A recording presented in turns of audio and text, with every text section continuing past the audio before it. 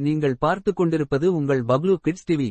அனைவருக்கும் ஓர் அன்பான வேண்டுகோள், கதை பிடித்திருந்தால் சப்ஸ்கிரைப் பண்ணவும். வினோத அரசன் கதை. முன்னொரு காலத்தில் ஒரு நாட்டை வேடிக்கையான மன்னன் ஒருவன் ஆண்டு வந்தான். மற்றவர்கள் என்ன செய்கிறார்களோ அதற்கு நேர் எதிராக செய்வதே அவன் வழக்கமாக கொண்டிருந்தான்.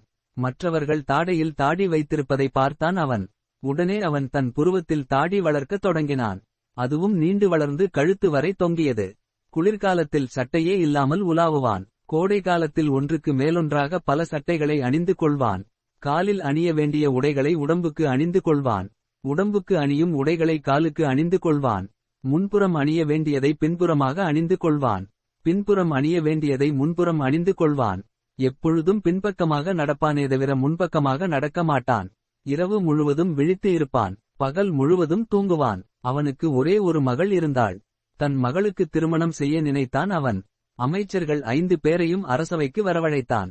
இளவரசிக்கு திருமணம் செய்ய எண்ணியுள்ளேன். மற்ற அரசர்கள் விரும்புவதைப் போல எனக்கு மருமகனாக வீரன் வேண்டாம். அறிவுள்ளவன் வேண்டாம். நல்ல பண்புள்ளவன் வேண்டாம். அழகானவனும் வேண்டாம் என்றான் அரசன். இதை கேட்ட அமைச்சர்கள் திகைப்பு அடைந்தனர். இளவரசியாருக்கு யார் கணவனாக வரவேண்டும் என்று விரும்புகிறீர்கள் என்று கேட்டார் ஓர் அமைச்சர். சோம்பேறியான ஒருவன்தான் எனக்கு மருமகனாக வரவேண்டும். மிக பெரிய சோம்பேறியை தேடும் வேலையை உங்களிடம் ஒப்படைக்கப் போகிறேன். அதற்காகத்தான் உங்களை வரவழைத்தேன் என்றான் அரசன். நாங்கள் என்ன செய்ய வேண்டும் அரசே என்று கேட்டார் இன்னொரு அமைச்சர். உங்க ஒவ்வொருவருக்கும் ஓராண்டு தவணை தருகிறேன். நீங்கள் பல நாடுகளுக்கும் சென்று சிறந்த சோம்பேறியை கண்டுபிடிக்க வேண்டும். தேவையான பணத்தை கருவூலத்தில் பெற்றுக் கொள்ளுங்கள் என்றான் அரசன். 5 அமைச்சர்களும் அரசனிடம் விடைபெற்று புறப்பட்டார்கள். 5வரும் வெவ்வேறு திசைகளில் பிரிந்தார்கள். ஓராண்டு கழிந்தது. 5 அமைச்சர்களும் நாடு திரும்பினார்கள். அவர்களை வரவேற்றான் அரசன். முதலாம் அமைச்சனை பார்த்து, அனுபவங்களை சொல்லும். எனக்கு மருமகனாகும் சோம்பேறியை எங்கே கண்டுபிடித்தீர் சொல்லும் என்று ஆர்வத்துடன் கேட்டார் அரசர். அரசே, நான் பல நாடுகளுக்குச் சென்றேன். எத்தனையோ விந்தையான அனுபவங்கள் எனக்கு ஏற்பட்டன. இருந்தும் சோம்பேறிகளை தேடி அலைந்தேன். எத்தனையோ சோம்பேறிகளை சந்தித்தேன். யாருமே நம் இளவரசியாருக்கு பொருத்தமானவராக தெரியவில்லை.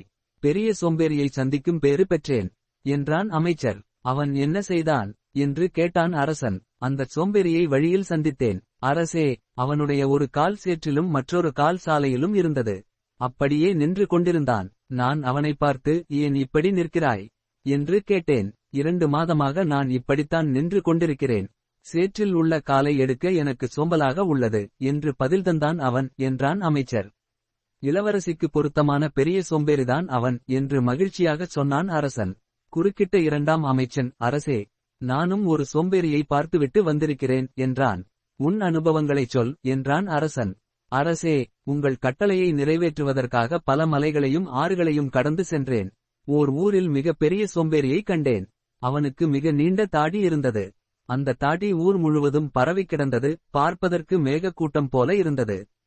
2 மீசைகளும் நீண்டு இருந்தன. ஒரு மீசையில் குருவி ஒன்று கூடு கட்டி இருந்தது. இன்னொரு மீசையில் எறும்பு புற்று வளர்ந்து இருந்தது. நான் அவனை பார்த்து, எதற்காக இவ்வளவு நீண்ட தாடியும் மீசையும் வளர்த்து இருக்கிறாய் என்று கேட்டேன். சோம்பேறியான அவன் எனக்கு எந்த பதிலும் தரவில்லை. அவன் அருகில் முகசவரம் செய்யும் கத்தி துருப்பிடித்து கிடந்தது. அங்கிருந்தவர்கள் அவன் முக சவரம் செய்து 30 ஆண்டுகளுக்கு மேல் ஆகிறது என்றார்கள். நல்ல சோம்பேறிதான் என்ற அரசன் அவன் தாடிமீசையைச் சொரிந்து கொள்கிறானா அல்லது அதற்கும் சோம்பலா என்று கேட்டான். அவன் சில சமயங்களில் தாடி மீசையைச் சொரிந்து கொள்கிறான். அது மட்டும் அல்ல, தன் மீசையில் அமர வரும் காக்கைகளை விரட்டுவதற்காக கூழாங்கற்களை அவற்றின் மேல் எறிகிறான் என்றான். 3ஆம் அமைச்சனை பார்த்து, நீ பார்த்து வந்த சோம்பேறியை பற்றிச் சொல் என்று கேட்டார் அரசர். அரசே, நானும் பல நாடுகளுக்குச் சென்றேன். ஓர் ஊரில் சோம்பேறி ஒருவனை கண்டேன். உங்களுக்கு மருமகனாக மிகவும் பொருத்தம் உடையவன். சோம்பல் காரணமாக கடந்த 20 ஆண்டுகளாக அவன் வீட்டை விட்டு வெளியே சென்றது இல்லை. நாட்காலியில் இருந்தபடியே எல்லோருக்கும் அவன் அறிவுரை வழங்குவான். நான் சென்றிருந்த சமயம் அவன் வீட்டில் தீப்பிடித்துக் கொண்டது. அவன் உடையிலும் தீப்பிடித்துக் கொண்டது. இருந்த இடத்தை விட்டு அசையவில்லை அவன். வெளியே இருந்தவர்கள் எல்லோரும் கத்தினார்கள். எந்த பயனும் இல்லை. வீட்டிற்குள் நுழைந்த சிலர் அவனை அப்படியே வெளியே தூக்கி வந்து காப்பாற்றினார்கள் என்றான்.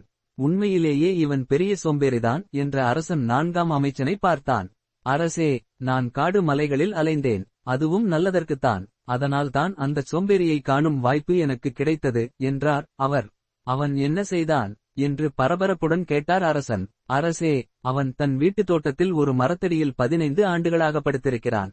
தன் வாயிற்கு அருகே காரட் முள்ளங்கி ஏதேனும் முளையாதா என்று காத்துக் கொண்டிருக்கிறான். அவன் நெற்றியில் உள்ள சுருக்கத்தில் 2 முள்ளங்கிச் செடிகள் முளைத்துள்ளன. அதை பிடுங்கி போடக்கூட அவன் தன் கை விரல்களை பயன்படுத்தவில்லை. மரத்திலிருந்து அவன் வாயிற்கு நேராக ஏதேனும் பழங்கள் விழுந்தால் உண்பான். பக்கத்தில் விழுந்தால் அதை எடுத்து உண்ணமாட்டான் என்றார் அவர். அந்த வாழ்க்கை அவனுக்கு பிடித்திருக்கிறதா என்று கேட்டான் அரசன். அவனிடம் நீண்ட நேரம் பேசினேன். அவன் மிகவும் மகிழ்ச்சியாக இருப்பதாக கூறினான். தன் மூக்கிலோ அல்லது வாயிலோ பழமரம் முளைத்தால் எவ்வளவு நன்றாக இருக்கும். பழத்திற்காக நான் வாயை திறந்து கொண்டு படுத்திருக்க வேண்டாமே என்றான் அவன் என்று விளக்கமாகச் சொன்னார் அமைச்சர். நான் கேட்டதிலேயே அற்புதமான சோம்பேறி இவன். என் மகளுக்கு ஏற்றவன் என்ற அரசன் 5ஆம் அமைச்சனை பார்த்தான். உடனே அந்த அமைச்சர், அரசே, நான் பார்த்த சோம்பேறியைப் பற்றிச் சொன்னால் உங்கள் கருத்தை மாற்றிக் கொள்வீர்கள். இவனுடைய சோம்பேறித்தனத்திற்கு மற்ற 4வரும் கால் தூசி பெற மாட்டார்கள் என்றான். நீ பார்த்த சோம்பேறியைப் பற்றிச் சொல் என்றார் அரசன். அரசே, சோம்பேறியை தேடும் முயற்சியில் நான் பலமுறை உயிர் பிழைத்தேன். ஒரு நாட்டை அடைந்தேன். உலக மகா சோம்பேறி ஒருவனைக் கண்டேன் என்றார் அவர். ஆர்வத்தை அடக்க முடியாத அரசன் அவன் என்ன செய்தான் என்று பரபரப்புடன் கேட்டார். சிலர் அவன் உயிரோடு இருப்பதாகச் சொன்னார்கள். சிலர் அவன் இறந்து விட்டதாகச் சொன்னார்கள். சிலர் அவனை துறவி என்றார்கள். நானே சென்று அவனை நேரில் பார்த்தேன். அவனைச் சுற்றிலும் புற்று வளர்ந்து இருந்தது. 70 ஆண்டுகளாக அவன் சிறிதுகூட அசையவில்லை. யார் பேச்சையும் கேட்க விரும்பாத அவன் காதுகளில் மெழுகை அடைத்துக் கொண்டான். பேச வேண்டி வரும் என்பதால் தன் நாக்கை ஒரு பாறாங்கல்லில் கட்டி இருந்தான். எதையும் அவன் சாப்பிடுவது இல்லை. காற்றை மட்டும் சுவாசித்து யாராவது உணவை கொண்டு வந்தால் கூட அதை கையில் வாங்க அவனுக்குச் சோம்பல். 10 ஆண்டுகளுக்கு முன் அவன் தன் உதடுகளைச் சிறிது அசைத்தானாம். அதனால்தான் அவன் உயிரோடு இருப்பது மற்றவர்க்குத் தெரிந்ததாம் என்று நடந்ததைச் சொன்னார் அந்த அமைச்சர். வியப்பு அடைந்த அரசன், இப்படி ஒரு சோம்பேறியா? அவனே என் மருமகன். அவனுக்கும் இளவரசிக்கும் விரைவில் திருமணத்திற்கு ஏற்பாடு செய்யுங்கள் என்று மகிழ்ச்சியுடன் சொன்னான். ஆனால் அந்த சோம்பேறி தன் சோம்பேறித்தனத்தால் திருமணத்தை ஏற்றுக்கொள்ளவில்லை. அரசனும் தன் சிந்தனையை மாற்றிக்கொண்டு மக்களுக்கு சிறந்த ஆட்சியை வழங்கினார்.